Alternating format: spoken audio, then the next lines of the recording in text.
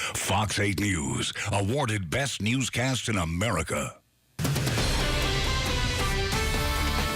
Fox 8 Morning Edition starts now. Thanks for starting your Monday with us. I'm Greg Adeline. And I'm Shelley Brown. Good morning. We're in store for another warm day out. Temperatures could reach the upper 70s later. But it looks like there are some changes that are headed our way. Let's check in with meteorologist David Bernard with your Weather Authority forecast. Hey, David. Hey, looking good this morning from our downtown camera. We can see a few breaks in the clouds. There's going to be sun coming up here in the next half hour or so, unless you're in the fog. And a few of us are, not many, but a few. Northern Washington Parish, we're seeing some fog this morning, and we're watching for fog to develop in and around Houma. Not bad. We're holding at 7 miles. 5 at Hammond, 3/4 at Baton Rouge. Notice no problems around Belle Chase, the Lakefront, or Slidell at the current time. Temperature-wise, we have temperatures mostly in the 60s, so temperatures well above average, but we do have a change on the way. And by this afternoon, our Fox 8 forecast model showing a stronger front developing over Oklahoma and Texas. Out ahead of it, we'll have another extra warm day with sun and clouds. Could there be a shower? I doubt it. The best chance of a shower will probably be over central Louisiana. For today, 76 to 80. After some patchy morning fog, it stays quite warm with a mix of sun and clouds and a light southeast wind at 5 to 10.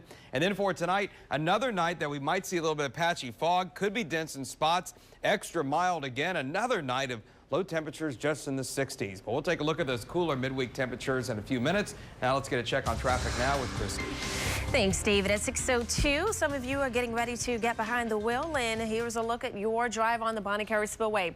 Milepost 218 just before you into Kenner. Speeds of 60 all the way through Metairie. Here's I-10 at Bonneville. A nice traffic flow all the way through to the 1090 split. We're also easy going on both the sides of I-610. If you are between Gentilly and Metairie, headed westbound toward the airport, we are in great shape. No accidents or breakdowns to report. Activity picking up, but no major issues just yet. Of course, we'll keep an eye on that. Greg, back to you. All right, Christy, sounds good. Well, a state senator heads to court today after he was booked with a domestic abuse charge in New Orleans. Devin Clark joining us now live from Municipal Court with that story. Good morning, Devin.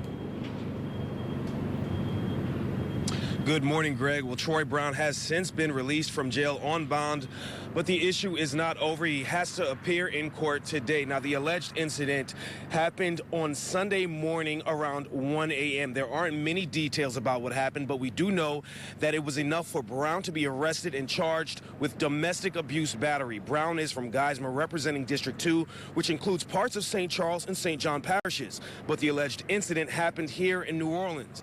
Now, Fox 8 reached out to the NOPD, but we have not gotten any comment. As soon as we get more information about what happened, we will bring that information to you. But for now, we do know that Brown has a court appearance scheduled for 3 o'clock in Municipal Court right behind me. Reporting live from Mid-City this morning, Devin Clark, Fox 8 News. All right, Devin, thanks. A new state legislative audit this morning reveals that millions of dollars in equipment for the new University Medical Center in Mid-City was never recorded. The audit finds there is no record of where $15 million in equipment is right now because it was never tagged or recorded in the state property management system. It also finds another $1 million in equipment is missing. That equipment was used by UMC's private partner, Louisiana Children's Medical Center, while the hospital operated out of a temporary location. The LSU Health Sciences Center pledges to work to get those invoices on the $15 million in equipment. It's also agreed to work with private partners to find the currently missing state property and file monthly reports with the state's property management system. To read more about this new audit, head on over to our website, fox8live.com. New this morning at 6:04, police say someone shot a man about 4 hours ago in New Orleans East. Police say it happened in the 6000 block of Chef Menteur Highway just before 2 this morning. Right now, we know that the victim was shot several times. Police, though, haven't given an update on his condition or any possible motive. Anyone with information, though, is asked to call Crime Stoppers 822-1111. Happening today, the man accused of stabbing his father to death and attacking his mother is set to return to Jefferson Parish. Jefferson Parish Sheriff's deputies say 32-year-old Ronald Pritchett stabbed his parents Wednesday night after a fight over food. Pritchett faces charges of second-degree murder, attempted second-degree murder, and auto theft. Authorities say he stabbed his parents at their home in unincorporated Gretna, then drove back to his home in Mississippi in his father's vehicle. Police in Purvis, Mississippi arrested him there Thanksgiving morning. New information this morning as a judge set bond for a man police say was involved in a shooting at Bunny Friend Playground that injured 17 people. Right now, Joseph Mo Allen is in custody on a $1.7 million bond. New Orleans police say Allen turned himself in on Saturday, one day after they named him a suspect. Investigators say the 32-year-old was involved in the shooting on November 22nd at the Pack Playground in the Upper 9th Ward. A preliminary hearing is scheduled for December 8th. Authorities, meanwhile, are still searching for others involved in that incident. Right now, friends and family are in shock after an apparent murder-suicide left a family of 4 dead in Jefferson Parish. Officials say an 18-year-old made the gruesome discovery yesterday, finding the bodies of her mother, stepfather, and 2 young stepbrothers. Police say the 2 brothers and the mother were stabbed to death. Officials have not released the cause of death for the father, David Mata. Meanwhile, friends and family of the couple are trying to make sense of it all. They held a memorial last night in front of the family's Marrero home. This is like a total shock to the whole neighborhood, everybody in this area. And I was really surprised to see this many people turn out. Friends of the family are setting up a GoFundMe account to help pay for the 4 funerals.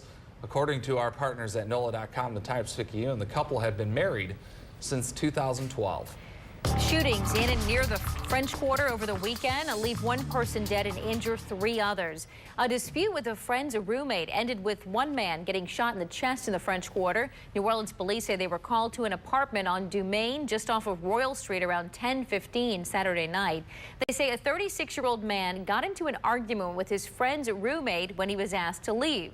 Investigators say the victim became irate and refused to leave, and that's when the roommate is accused of pulling out a gun and shooting the 36-year-old. And a man and woman are hurt after a shooting just outside the French Quarter. The NOPD says that the bullets rang out around 4:20 yesterday morning on Canal Street, just off of Royal Street. Investigators say a group of men were fighting when those shots were fired. And somebody killed a man along the 300 block of Bourbon right near Canal early Saturday morning. It happened outside of the Prohibition Bar. Investigators say 26-year-old Brandon Robinson was fatally shot after a fist fight with a large group. Police say someone punched Robinson before somebody else pulled out a gun and shot him. Now, your Weather Authority forecast from David Bernard. Fog is really not that bad this morning. We have it just here and there, but not everywhere. And we don't have it around the major areas north and south of the lake, but Bogalusa, some lower visibilities. And I've been watching Hammond, and indeed in Tangipahoa Parish, it's down to 3/4 of a mile now, and that extends west to Baton Rouge. But right now, the River Parish is not too bad. In Gonzales, Upper Terrebonne, around 7 miles visibility. We're going to see some sunshine this morning. Here it comes, and just some scattered mid and high level clouds right now across the city. Temperature wise, way above average. We're in the mid 60s. Slidell is at 60 degrees. Plenty of humidity this morning at 84%. Light east southeast wind at 3. We have a change on the way, and it's a cold front. Now this front is stalled. It's not making it through here today. We're going to wait for a stronger front to develop over Texas this afternoon, where we have 30s and 40s showing up. Ahead of it, we're warm today with a mix of sun and clouds. Spotty showers, maybe central Louisiana. But here comes the front during the day tomorrow, and low pressure develops in the Gulf of Mexico. So cooler air will gradually build in tomorrow. It'll be warm ahead of it. Behind the front, much cooler. In fact, when we look at Wednesday, the front oozes on through. Here comes low pressure, and that's going to mean our wet day. But behind it, cooler and drier temperatures. Now here's tomorrow afternoon's temperature forecast, and this is kind of going to be a split decision, I guess you could say, across the area. At noon tomorrow, we could see temperatures in the 70s, maybe St. Tammany, but certainly south of the lake. And then temperatures may only be in the 50s from Macomb to, say, Baton Rouge and Lafayette behind the front. So we'll be transitioning during the day as the front gradually moves through. Today, though, it stays quite warm. A mix of sun and clouds. Some areas could touch 80 once again. Tonight, one more extra mild night. We'll watch for patchy fog. Low temperatures again in the 60s. So 79 today. 75 south and east tomorrow, turning cooler from the northwest with a 30% chance of showers. A 60% chance of showers Wednesday. We stay in the 50s, breezy and cooler and gradual clearing on Thursday. Most of the rain chance will probably be early.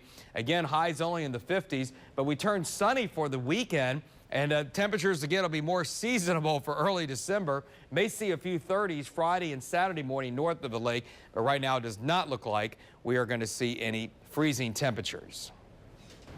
All right, David, thanks. 6:10 your time, and just into the newsroom, the Turkish Prime Minister says that his country will not apologize to Russia for recently downing a jet. Let's get right over to Shelley in the Alert Center. Shelley? Yeah, Greg, and this morning, Turkey's Prime Minister reaffirms that his country will not apologize for shooting down that Russian warplane because armed forces were, he said, doing their job. He also says Turkey hopes Moscow will reconsider economic sanctions that it announced against Turkish interests in the wake of last week's incident. He spoke after a meeting with the NATO chief in Brussels and said that Turkey remains open to talks with Russia about ways to avoid such incidents in the future. Well, 2 more victims of the shooting rampage at the Planned Parenthood clinic in Colorado Springs have been identified. We'll explain after the break. Plus, a bus crash injures several students, why authorities have now charged the driver in that crash.